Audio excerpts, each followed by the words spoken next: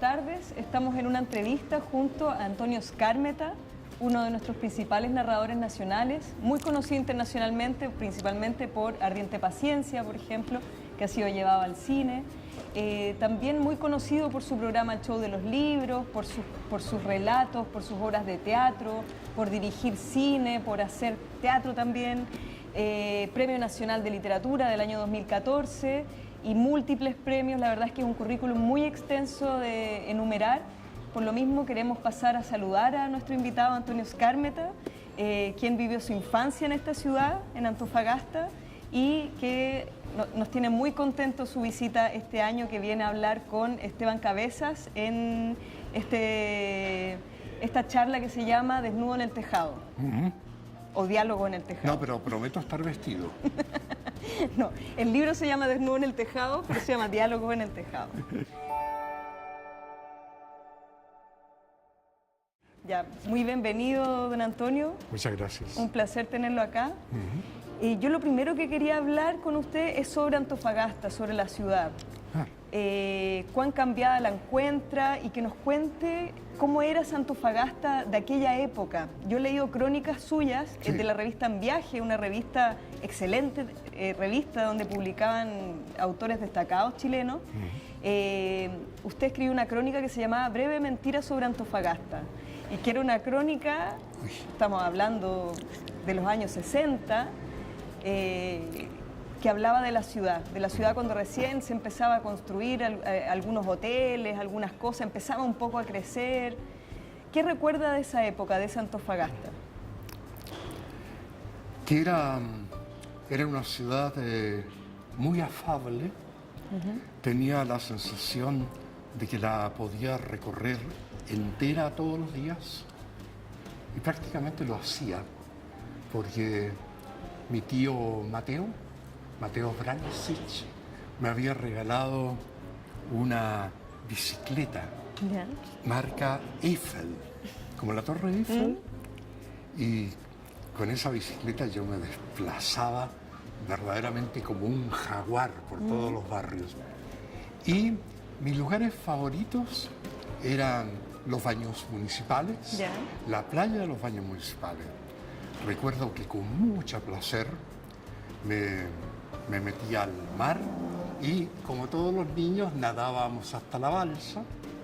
Y ahí también a un costado se hacían partidos de waterpolo, que me gustaba asistir, un deporte poco conocido, poco popular, pero a mí me encantaba. Después me dio por el básquetbol, como todo descendiente de abuelos croatas. Claro. Me dio por jugar un poco básquetbol en la cancha del Sokol. El deporte, la vida al aire libre, por la cercanía del mar, el trepar cerros, eso constituía mi infancia.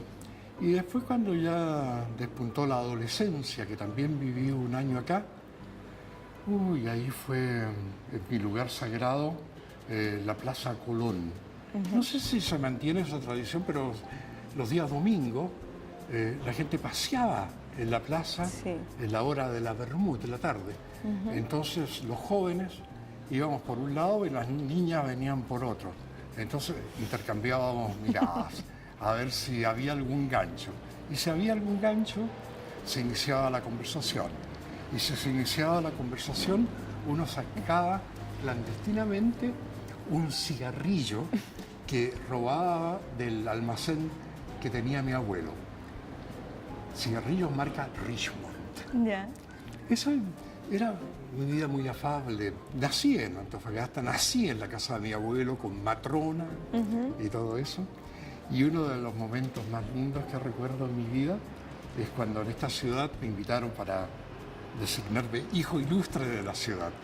Es uno de los títulos y premios que aprecio mucho. Sí, recuerdo. Eso fue hace una década atrás, más o menos. Puede ser, sí. Claro.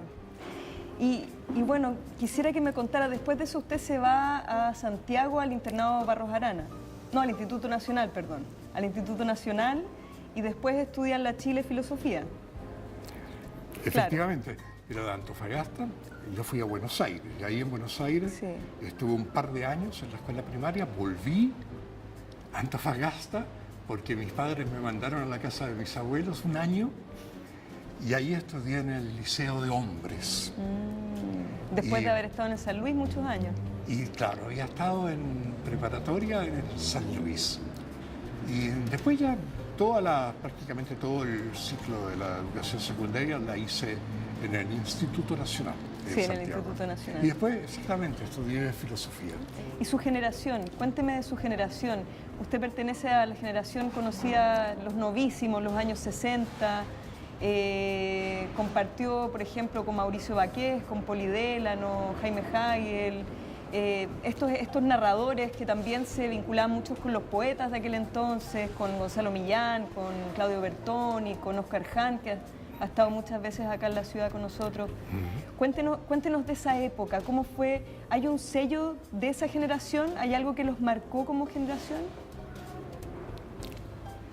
A ver, en los narradores yo creo que claramente hay una visión más desordenada, internacional, cosmopolita, que recibe influencia ya de la literatura norteamericana, muy fuerte, de algunos autores que están haciendo una prosa distinta. Claro. Te quiero decir porque la generación anterior a la nuestra estaba muy marcada por otro tipo de literatura que tenía más bien una raíz europea. Y bueno, aparte de la experiencia que que los escritores tenían de su propio país.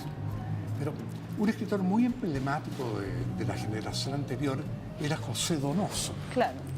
Y si tú recuerdas la gran obra de José Donoso, esto que describo ahora no tiene ni un asomo de crítica, es un gran escritor, Sí. solamente que es un escritor distinto, diferente a la manera como escribe mi generación.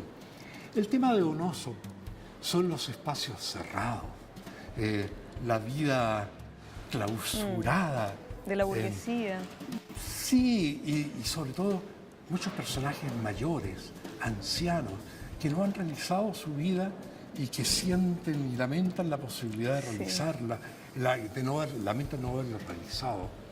Entonces, emblemáticamente hay abuelas que agonizan, viejos solterones. Personajes muy bizarros. El mudito, el obsceno pájaro. Claro. Sí. También.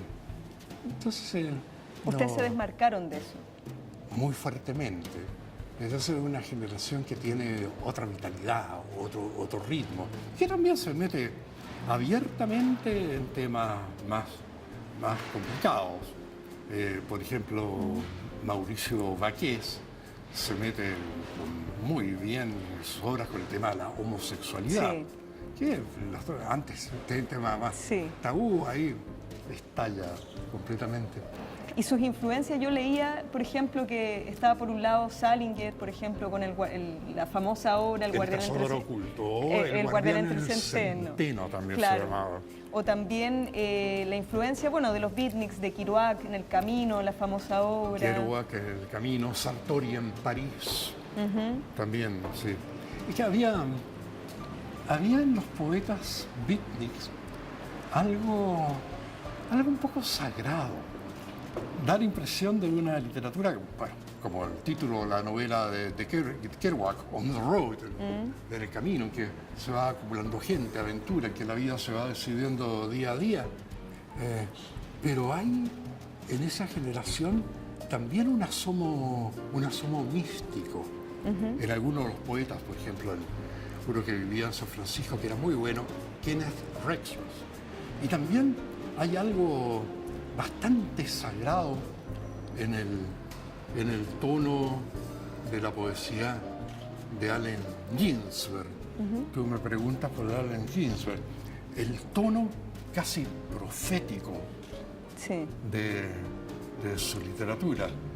Por ejemplo, el poema o el libro más conocido de Ginsberg es Aullido. Aullido, claro. Me acuerdo que comienza: I saw the best minds of my generation destroyed by badness. Sí, he visto las mejores mentes de mi generación. He visto los mejores mentes de mi generación destruidas por la locura. Sí. ¡Ja! ¡Qué comienzo para describir una generación, claro, una generación que se rebeló contra the American way of life, la manera de vivir americana, tan burguesa, con tan pocas ambiciones, de una grandeza. Y esa literatura animó muy fuertemente a todas las generaciones que vinieron. ¿Y usted se identificaba más bien con esta literatura latinoamericana que con, más bien, porque también en ese periodo estaba el boom, el famoso boom latinoamericano, estaba emergiendo y se estaban todos los latinoamericanos tratando de definir qué es lo latinoamericano, qué nos constituye? Estaba Octavio Paz, por ejemplo, El laberinto de la soledad, estaba toda esta reflexión, ¿qué nos hace latinoamericanos? Entonces había como, ustedes más bien estaban como abiertos hacia el mundo, más que mirándose hacia adentro, como pasaba mucho en la época de la UP o los años 60 anteriormente. No, caminábamos y mascábamos chicle, las dos cosas al mismo tiempo, porque el deslumbramiento hacia la literatura norteamericana es que hay la generación anterior a la nuestra norteamericana, los de nuestra generación, y lo que venía ya apuntaba, era muy notable, era muy atractivo, una manera de narrar que no tenía la retórica de la frase elegante, sino la sorpresa, el zarpazo de la vida, nos parecía. Y América Latina era una realidad bastante distinta a la norteamericana, porque era la fusión de tantas tradiciones que había que mirarlas, verlas y hacerlas convivir. Entonces los dos temas están presentes en la obra de mi generación. Y su primer conjunto de relatos es El entusiasmo. Eso es del año 67. En su momento, bueno, tuvo mucho éxito cuando se publica, y también se habló que justamente esta obra reunía aspectos de literatura estadounidense y del boom latinoamericano. Se le comparó con Norman Mailer, se le comparó con Onetti, se le comparó con Cortázar, y incluso llama la atención que aparece Antofagasta en algunos de esos relatos.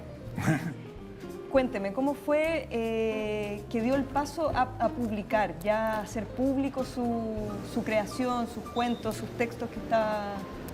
Bueno, en un momento llegué a la sensación de que tenía mi voz y que lo que escribía era